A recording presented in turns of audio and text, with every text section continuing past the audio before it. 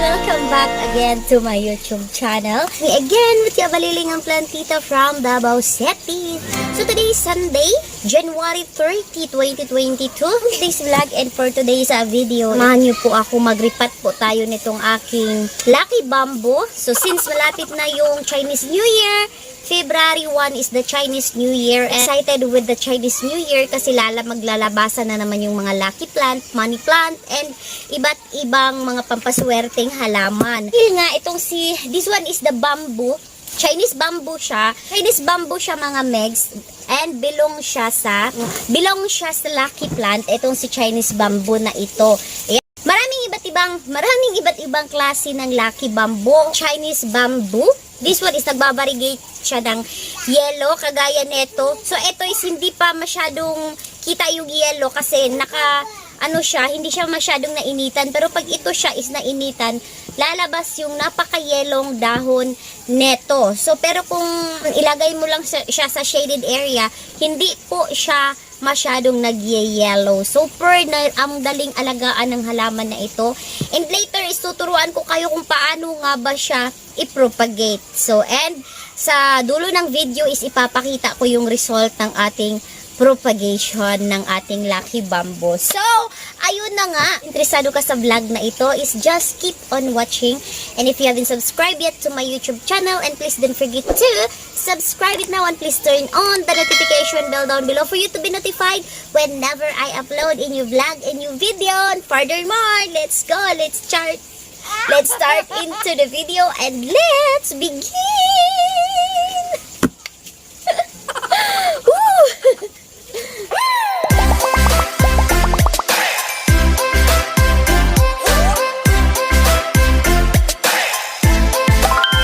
Bamboo. So, ito siya is si mother ang nagtanim nito. Mother ni partner, si Mother Lily. Ayan. So, sa kanya tong tanim na to guys. So, medyo matagal na to niyang tanim. Matagal na, I think, ilang taon na din ng nasa pot na ito. So, time na siguro to change the pot kasi ayan na yung pot niya. Sobrang na. Tapos yung mga roots niya is nagsisilabasan na. And ang dami ng mga puno ng ating Lucky Bamboo para mas maparami pa natin siya and para mas maglalash pa siya, ililipat ko siya dito sa pot na ito. So, ayan, sinadya ko talaga bilhin ang pot na ito para sa halaman talaga na ito. So, itong pot na ito, guys, is nagkakahalaga siya ng na 65 pesos, ganito kalaki. 65 ba yun or 45? Nakalimutan ko yung price niya. So, eto siya, ayan. Ito yung dating pot. And say hi! Ayan, after this vlog, mga megs, is i-propagate ko siya kasi sobrang ang dami na niya. Kapag may nakikita kayong mga gantong mga dahon na medyo nagde-deads, okay lang yan. It's normal po yan sa kanya. Nagsilaglagan po yung kanyang mga dahon. Kunin nyo lang siya. Tapos, etong mga ganito, dapat tinatanggal to. Etong mga ganito para magkakaroon siya ng bagong dahon na lalabas na bagong dahon. Kailangan pinuputol yung mga ganito. Kasi wala na naman to eh. Ito, mga gantong mga stem. Patay na siya. Yan. Eto siya is ganito, may bago ng lumabas na dahon. So, ayan. So, medyo hindi siya naalagaan kasi ito yung super survivor na halaman. Basta okay lang siya ilagay sa labas. Etong pagdidilig sa kanya, neto is pwede every other day. Wag lang po araw-arawin. Every other day is okay po yun sa kanya. So, eto siya is pwede siya nabubuhay siya sa mainit. Yung sobrang init guys is mabubuhay siya kasi lalabas yung tunay na kulay ng halaman na ito or yung kanyang pinaka-yellow na mga dahon. Pero kapag nasa loob siya ng bahay, nasubukan ko na siyang ilagay sa loob ng bahay, hindi siya nagwo-work sa loob ng bahay mga megs kasi nagsilaglagan yung dahon niya. Ayaw niya sa loob ng bahay. Siguro kung may grow lights, yan, siguro kung may grow lights is okay siya doon. Ano yun? Ano yun?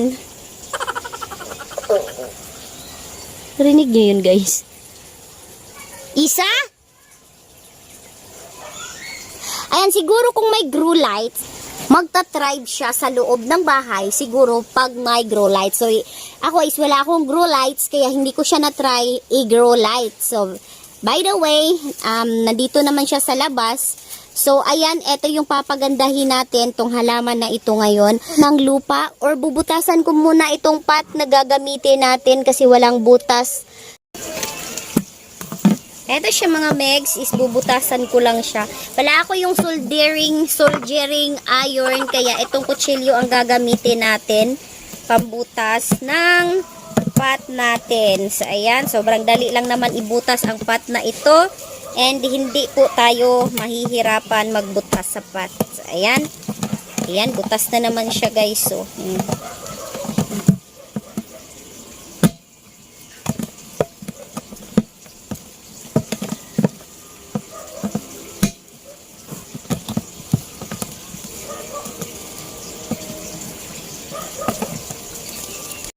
again, dapat well-drained yung ating pot. Ayan. So, ayan yung ating pot. Meron siyang 4 na butas na medyo nilakihan ko na para hindi siya magbara kapag nalalagyan na natin ng lupa. Kasi lalong-lalo na is garden soil yung gagamitin ko.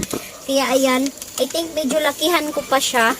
Maliit siya. Kasi kapag hindi natin yan lalakihan, magbabara yung butas niya. And to the point na magkakarutrat yung ating halaman.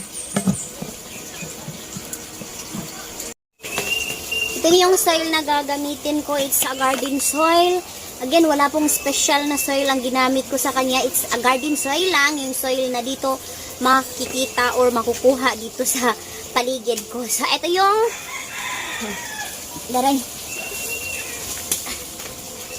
ito yung ating Chinese bamboo. Yan na siya. And ito yung ililipat. Ganyan kalaki yung pot na lilipatan natin sa kanya guys. Yan. Ganyan kalaki yung pot na lilipatan natin sa kanya mga megs. So, yan. I think super happy niya dito kasi sobrang laki na ng pot na lilipatan natin sa kanya. Life in a world that keeps changing. Think that it's progress you're making. Copy and paste pretty faces all the time. Pictures so perfect we play through. Only cause you set up the angle. Web that you weave got us tangled. Caught in what's before our So, sisirain ko na lang yung pot niya, guys, kasi hindi na matanggal or, ayan, sobrang nakadikit na yung pot sa kanya. Hindi na siya matanggal. your good life. Catch a glimpse from the outside, then you see me now, see me now, see now. Don't need any timeline to prove that this is my life. I can see it now, see it now, see now. You'll be living your good life. Catch a glimpse of the outside, then you see me now, see me now, see me now. Don't need any timeline to prove that this is my life. I can see it now, see it now, see now. Beautiful people still make mistakes. It isn't perfection, what is it we chase? Bow for your 15 seconds of fame. It's your time. Give me the messy, give me the pain. A rose will not grow without the rain.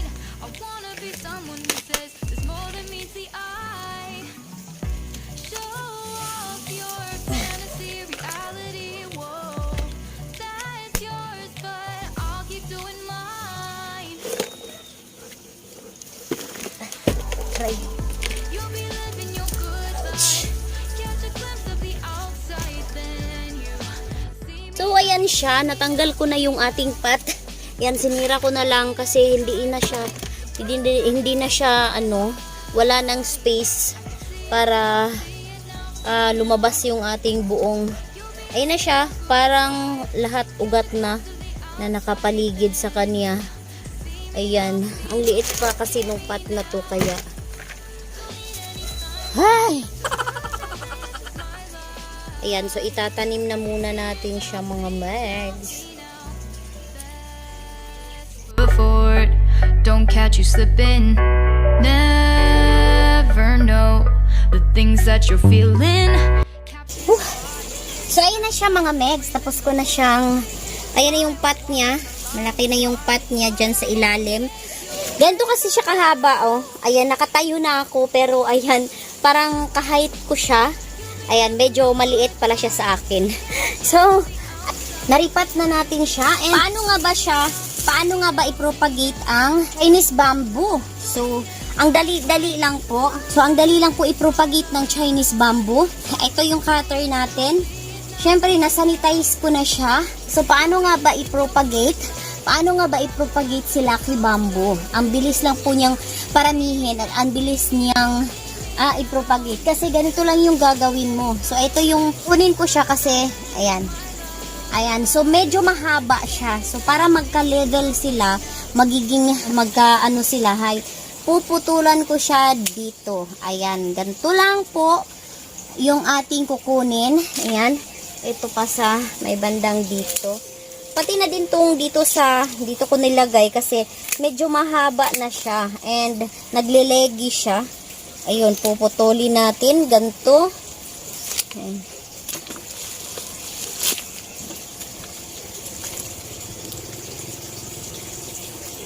Ayan siya mga megs, yung ating naputol. Nyari ito yung puputulin natin. Puputulin mo lang siya sa may bandang dito. Or kahit saan naman dyan, mag-uugat din siya. Pero, feeling ko kasi kapag dito mo siya pinuputol, ayan, puputulin ko siya ha. Ayan. Dito kasi lalabas yung ugat niya. Ayan, dito siya. Tapos, itutusok mo lang siya sa lupa. Ayan, I think kukunan ko pa siya. Kuhaan pa natin siya para marami tayong mapropa. Ayan. Ito na area.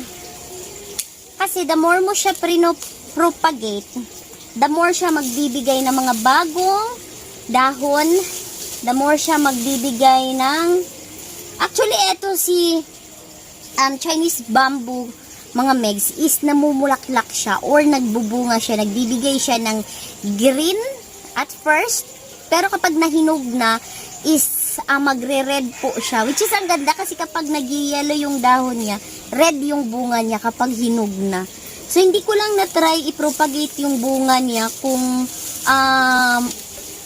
mabuhay ba siya or meron siyang seed sa ilalim eh. Meron ako example dito. Ito siya, oh. Mga megs. So, this one is bunga niya ito. Green pa lang siya. First kasi parang mamumulaklak siya dito. Ayan, mamumulaklak siya dito. Itong parang may white na lalabas dyan. Parang ano siya, bulaklak siya ng hindi ko maano. Pero white ang kulay ng bulaklak niya. Tapos kapag nalaglag na yung bulaklak niya, lalabas na itong green na ito. Which is itong green na ito, mag-turn siya into red. Ang ganda lang tignan kapag yellow kasi yung etong mga dahon niya. Tapos merong mga bunga na red. Ang ganda lang niya tignan. Pero yan yung isang puno ko na Lucky Bamboo. And meron din ako. Ito na nga yung pinakamalaki. So itong Lucky Bamboo na ito is I think mga nasa 7 years na siguro siya tinanim ni mother. So ako na lang yung nagtutuloy na mag-alaga sa kanya. Paano nga ba ito sila mabubuhay? Itusok mo lang po sila sa lupa ng ganito. Yan, ganyan oh, ang ganda ng kulay ng variegation niya. Mamaya lalabas tayo doon banda, dalhin natin to tapos i-video natin etong pang outro ko na lang. So, ayan, ito yung cut natin. Madami. So, meron ako ditong result sa mga propagation ko. Yung iba kasi neto is nabenta ko na yung mga propagation ko ng Lucky or Chinese bamboo. Yan. Yung mga ibang propagation ko na Chinese bamboo is nabenta ko na. Kasi kapag ganitong malapit na yung mga Chinese New Year is naglalabasan talaga yung mga halaman na pampaswerte, just like the money tree. Yan, yung ating money tree is konti na lang. I need to braid more para may mga pa tayo i-deliver kapag may nag-order. So, ito yung kanyang dito ko lang siya tinusok sa may gilid ng pot na ito. So, meron tayong fern dito. Yan, kukunin natin siya, titignan natin. I think this one is 2 months simula nung na itusok ko siya dito. Pero ay yan, ang ganda na ng rootings niya mga megs. Ayan, kukunin ko lang siya. Ipapakita ko sa inyo yung roots niya. Ayan. Ayan yung roots niya. Ito yung effect ng ating propagation ng Chinese bamboo. Ayan siya, oh. Ang dami na niyang roots. Yan is roots na talaga niya yan. So, ayan, di ba? Ang super ganda. And ayan yung kanyang ayan yung kanyang, ito is hindi pa siya na-stress sa sun. Medyo nakatago pa siya. Lalabas talaga yung kulay niya, mga mix. Kapag na-stress na siya sa araw, hindi po, iwan ko ha, sa halaman na ito, hindi siya nasusunog yung mga dahon niya kapag na-stress siya sa araw. Which is, parang yun pa nga yung gusto niya kapag na-stress na talaga siya. Parang naaarawan talaga siya. Yun yung pinaka-gusto niya. So, ayan, again, ito yung result natin. Ito is, itutusok ko na lang din sila dito. Yan, itutusok ko na lang. Ito is, ipapat ko na, kasi ipopost ko to. Ayan, I'm sure ako may mga bibili din na mga yan. So, ito is, itutusok ko na lang dito. Since wala pa tayong lupa, kasi nahihirapan ako sa pagkuha ng lupa ngayon kasi meron ang dami kong ginamit na lupa na ubos na. Kaya ayan, itutusok ko na lang siya dito sa may fern natin dito sa gilid. Anyway, kapag nabuhay na to siya, pwede nyo naman itong kunin at ipat ng panibagong pot. So ayan, ang dali lang, di ba? Pwede nyong gayahin yung ginagawa ko, or pwede nyo din i-separate siya sa pot, or i-separate siya ng pot para hindi nyo na siya bubunutin pa kapag nagkakaugat na. Anyway, kapag binunot ito, hindi naman yan namamatay. Talagang sobrang mabubuhay na yung ganyan. So, ganyan lang. Ganyan ko lang siya. O, diba, nabagay din siya, oh. Nabagay din siya kasi meron ditong fern. Ayan. Meron ditong fern, while meron ditong lucky bamboo sa likod. O, diba, ang cute niya tignan. Ayan siya, mga megs. Ayan siya, mga megs. Ang ganda niya tignan. Yoo! And, take note lang po kapag bagong propagation or propagate yung ating mga halaman, ay wag po natin sila basta-basta kung saan-saan ilalagay. Syempre, ilalagay dapat natin sila sa shaded area kasi naman is super sensitive po yung mga halaman na bagong propagation or bagong propagation ng mga halaman is super sensitive po yun. Kahit anong halaman po, wag po muna natin silang ilagay sa initan. So, kapag stable na siya, yun yung time na unti-unti po natin silang ilagay sa initan. Pero kung per init talaga, wag po biglain. Yung unti-unti lang na pagpapainit sa kanila, wag po yung ibibilad mo agad sila sa araw. Kasi yun po yung isa din, masashock din sila and also masusunog yung kanilang mga dahon kasi na-shock sila sa init na kanilang natikman. So, ayun na nga, ito na yung ating propagation ng ating Chinese bamboo.